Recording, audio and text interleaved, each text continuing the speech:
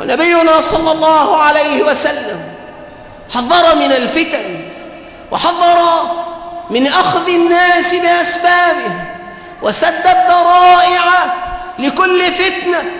ولكن أهل البغي وأهل الكفر يمكرون بهذه البلاد الآمنة، بهذه البلاد المطمئنة التي حباها الله بما حباها من خير عظيم وفضل جزيل. هذا الهواء الذي ننعم به كثير من الناس لا يجده، هذا الأمن الذي تنعم به فتحفظ به عورتك وتأمن به في دارك وفي بيتك من أجل النعم. هل رأينا أحدا مات جوعا؟ ولكن كل يوم نرى آلافا مؤلفة تحصد في الفتنة.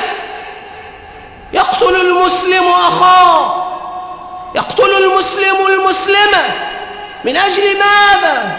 لا من أجل طعام، وإنما من أجل سراب وأوهام.